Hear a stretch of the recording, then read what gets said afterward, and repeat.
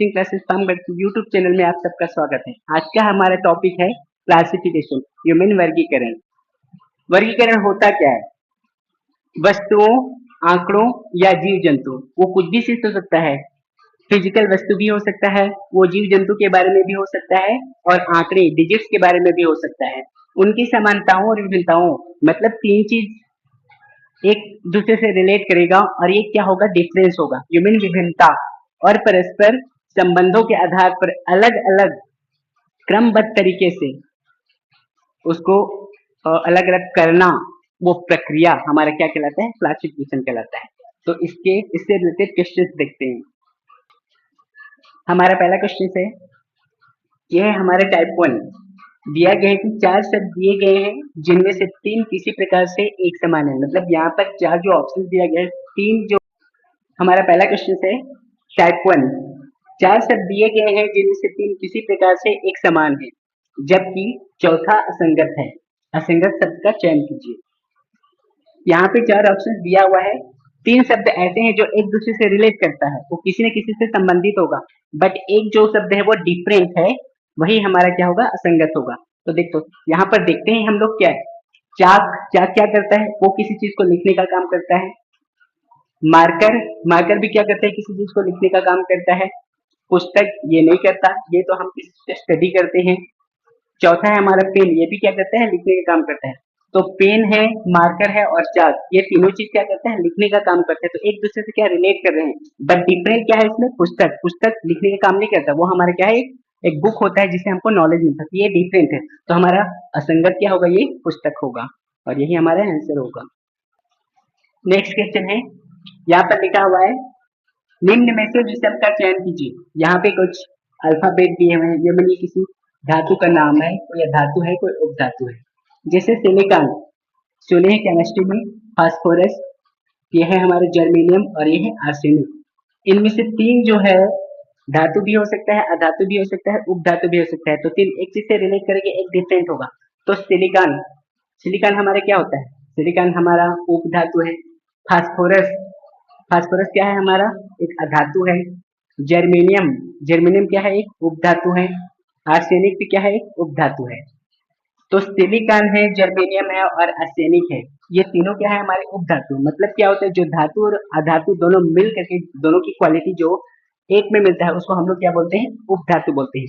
But इसमें जो phosphorus है, फास्फोरस केवल अधातु है, इसलिए फास्फोरस हमारे क्या है? डिफरेंट है, और वो इन तीनों में से क्या है? असंगत है। तो फास्फोरस हमारा अधातु होने के कारण हमारे क्या होगा? आंसर होगा ह्यूमन, ये हमारा क्या है? असंगत है। तो आर्सेनिक, जर्मेनियम और सिलिकॉन तीनों उपधातु, और ये हमारा पी क्या है? फास्फोरस, ये अधातु है। तो यही हमारा ऑप्शन क्या होगा? सही होगा। ठीक है। नेक्स्ट क्वेश्चन है, क्वेश्चन नंबर 3 हमारा, निम्न में से असंगत शब्द युग्म का चयन कीजिए। 4 ऑप्शन दिया हुआ है, इसमें कुछ ऐसे टर्म्स लिखे हुए हैं जो किसी का अपोजिट है, यहाँ पर लिखा हुआ है। देखो यहाँ पर पहला हमारा क्या है? प्रस्थान और आगमन। प्रस्थान का मतलब डिपार्ट, कहीं जाना, और आगमन का मतलब वापस आना। मतलब ये इसका क्या है? अपोजिट है। इसी से रिलेटेड ये क्या कर रहे हैं? अधिकतम का न्यूनतम, मतलब कोई चीज मैक्सिमम और न्यूनतम, उसका अपोजिट क्या है? उसका मिनिमम। तो उसका वो क्या है? अपोजिट है। यहाँ पर क्या है? गर्म और ठंडा। गर्म मतलब बहुत ही ज्यादा हॉट, और ठंडा मतलब बहुत ही ज्यादा कोल्ड, मतलब वो एक दूसरे के क्या है? अपोजिट है। चौथा में क्या बोल रहे हैं? पीना और खाना, वो उन सब से डिफरेंट है। पीना खाना एक जैसे ही होते हैं, हम पी भी रहे हैं और खा भी रहे हैं, मतलब एक चीज हो रहा है, उसका अपोजिट नहीं हो रहा है। अगर यहाँ पे पीना या खाना, खाना तो पचाना होता है, तब क्या होता है? वो अपोजिट होता है। बट यहाँ पे क्या, एक जैसा ही लिखा है, हम पी ही रहे हैं और खा ही रहे हैं, और वो जितने भी तीनों यहाँ पर जो लिखा हुआ है, वो हमारा क्या है? एक दूसरे के अपोजिट है। ये हमारा अपोजिट नहीं है, इस तरह से ये हमारा क्या होगा? संगत होगा, और यही ऑप्शन क्या होगा? हमारा सही होगा। ठीक है। हमारा नेक्स्ट क्वेश्चन है, ये टाइप 2 है। यहाँ पर लिखा हुआ है, 4 अक्षर समूह दिए गए जिनमें से 3 क्या है? एक दूसरे से रिलेट कर रहे हैं, और एक असंगत है। उस असंगत का हमको क्या है? चयन करना है। इसमें कुछ अल्फाबेटिकल फॉर्म में लिखा हुआ है। इस अल्फाबेटिकल फॉर्म को हमको सॉल्व करने के लिए इसका हमको कोड पता होना चाहिए। जैसे कि ए से लेकर के जेड तक उसके जितने भी कोड्स होते हैं, वो हमको पता होना चाहिए, तभी बड़ी आसानी से बनेगा। जैसे चलो सॉल्व करते हैं।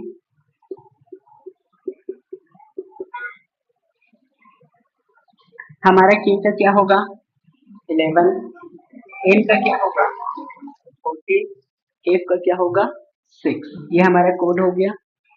यू का क्या होगा 21, एक्स का होगा 24 और क्यू का होगा 17, ये हो गया। नेक्स्ट हमारा क्या होगा, पी का क्या होगा 16, एस का क्या होगा 19 और एल का क्या होगा 12। उसी तरह से जे का क्या होगा 10, एम का क्या होगा 13 और एफ का क्या होगा 6। ये हमारा इसका कोड लिखा हुआ है। अब देखते हैं ये एक दूसरे से कैसे रिलेट करता है। ये इनके बीच क्या है 11 से 3 प्लस 3 8 हुआ है, 14 और ये 6 है, इनके बीच में क्या सब्ट्रैक्ट मतलब ये घट रहा है, तो कितना 8 6 14, यहाँ पे -8 हो रहा है। यहाँ पर जो यहाँ पे प्रक्रिया जो लागू हो रहा है, जो पैटर्न लागू है वो सब में होना चाहिए, एक डिफरेंट होगा, वही हमारा क्या होगा ऑप्शन होगा। तो देखो यहाँ पर 21 और 24 के बीच में क्या है +3 है, 24 और 17 के बीच में क्या है, यहाँ पर -7 हो रहा है, यहाँ पर 16 और 19 के बीच में +3 हो रहा है, 19 और 12 के बीच में क्या है -7 हो रहा है, 10 और 13 के बीच में क्या हो रहा है +3 हो रहा है, 13 और 6 के बीच में क्या हो रहा है -7, क्योंकि 7 6 13, 12 7 19 और 17 और 7 कितना होता है 24। और यहाँ पर ये जो ऑप्शन है इनके बीच में -8 हो रहा है और बाकी तीन में -7 -7 -7 और इसमें +3 तो डिफरेंट हमारा यही दिख रहा है ऑप्शन ए, इसलिए ये क्या होगा हमारा असंगत होगा और यही ऑप्शन क्या होगा हमारा आंसर होगा। ठीक है,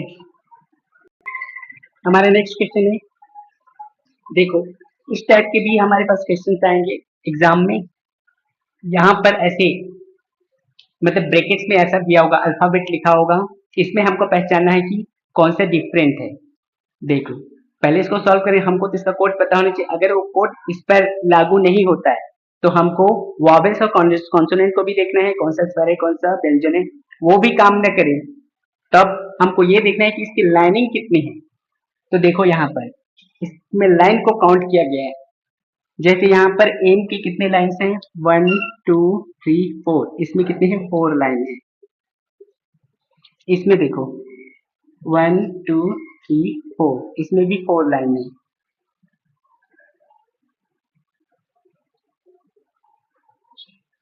यहाँ पर 1 2 3, यहाँ पर 4, इसमें भी 4 लाइन है। यहाँ पर देखो 1 और 2, यहाँ पर कितना है 2 लाइन है। तो इस तरह के क्वेश्चंस को ऐसे ही सॉल्व करना है। ये यहाँ पे लाइनिंग को काउंट किया गया, यहाँ पर भी लाइन काउंट है, यहाँ पर भी लाइन काउंट है, तीनों हमारा जो लाइन है एक इक्वल है, बराबर 4 लाइन 4 लाइन।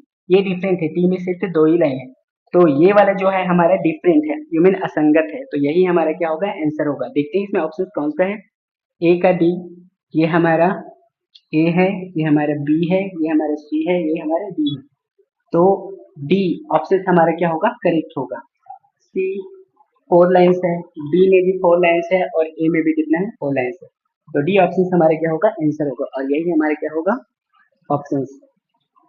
नेक्स्ट क्वेश्चन है, विषम की पहचान करें। ये यहाँ पर टेक्स्ट बॉक्स में लिखा हुआ है हमारे ऑप्शन अल्फाबेट और उसके कोड्स लिखे हुए हैं। तो ऐसे टाइप के क्वेश्चन को बनाने के लिए मैं बोला था हमें कोड्स याद होने चाहिए, दूसरा वॉवेल्स और कॉन्सोनेंट को देखना है और तीसरा क्या बोला था लाइन को काउंट करना है। यहाँ पे लाइन से रिलेटेड ऐसा कुछ तो लिखा नहीं है, यहाँ पर ये देख रहा है कि कोड दिखा हुआ है, यहाँ पर लिखा हुआ है सबका कोड, उसको देखना है, अगर वो काम ना करे वो पैटर्न्स, तो हमको ये देखना है कि वॉवेल और कॉन्सोनेंट को देखना है। तो चलो कोड को पहले देखते हैं क्या है। यहाँ पर ए का 1, ई का 5, आई का 9, ई का 5 सही है, ए का 1, डी का 4, बी का 2, ई का 5 ये भी कोड सही है, ए का 1, जी का 7, बी का 2, ई का 5 ये भी कोड सही है, ए का 1, सी का 3, बी का 2, ई का 5 ये भी सही, मतलब कोड यहाँ पर परफेक्ट, ये पैटर्न काम भी करे। दूसरा हमारे क्या देखते हैं स्वर और व्यंजन, वॉवेल और कॉन्सोनेंट देखते हैं। यहाँ पर ए के पार्ट में क्या है ए ई आई ई, मतलब यहाँ पर 4 स्वर है, तो यहाँ पर क्या लिख सकते हैं 4 स्वर है।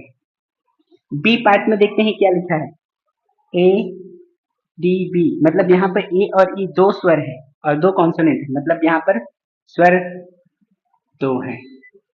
ये हमारा पैटर्न, यहाँ पर क्या है ए और ई 2 स्वर है और 2 क्या है व्यंजन है, यहाँ पर भी ए और ई 2 स्वर है और 2 यहाँ पर क्या है व्यंजन है। इन सब में यहाँ पर ए पार्ट में 4 स्वर हैं, बाकी सब बी सी डी इन तीनों में 2 स्वर मतलब ये तीनों बी सी डी जो है एक दूसरे से रिलेट कर रहे हैं। असंगत क्या है इसमें? ए है। और यही हमारा असंगत 4 स्वर होने के कारण ये हमारा क्या होगा?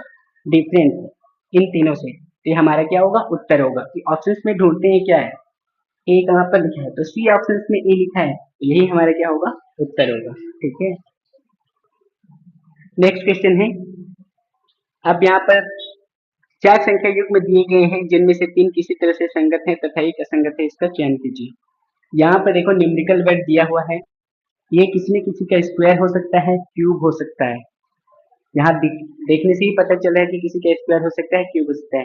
तो हमको ऐसे डिफरेंस ज्ञात करने के लिए हमको पता होना चाहिए कि कौन से डिजिट का स्क्वायर क्या होता है और क्यूब क्या होता है। चलो यहाँ पर देखते हैं। 19 का यहाँ पे 361 लिखा है, ये इसका स्क्वायर है। यहाँ पर देखो 23 539 ये इसका स्क्वायर है या नहीं, इसको सॉल्व करते हैं। 17 का यहाँ पर देखो 289 है, ये स्क्वायर है कि नहीं, सॉल्व करते हैं। 28 से यहाँ पे 784 है, स्क्वायर है या नहीं, सॉल्व करते हैं। अब स्क्वायर निकालने के लिए कैसे करेंगे? इसका स्क्वायर ये कैसे है हमको कैसे, तो इसके लिए एक फॉर्मूला होता है, क्या यूज करेंगे? A square oblique 2ab oblique B का स्क्वायर। ये हमारा ए और हमारा ये बी होगा। बी का देख लो यहाँ पर, बी का स्क्वायर मतलब 9 का स्क्वायर मतलब 81 का 1 कैरी 8। यहाँ पर क्या लिखा है? A B 2। इन दोनों का मल्टीप्लिकेशन होगा तो 9 1 9 9 2 18 18 और 8 26 का यहाँ पर क्या लिखेंगे? 6 कैरी कितना हो जाएगा? 2। फिर यहाँ पर क्या लिखा है? ए स्क्वायर का 1 है, तो 1 का स्क्वायर 1 और यहाँ पर 2 लिखा है, 2 कितना हो जाएगा? 3। मतलब ये इसका स्क्वायर है, इसको ये काम कर रहा है स्क्वायर। इस पर यही फार्मूला लागू होगा, ये होगा ए, ये होगा बी।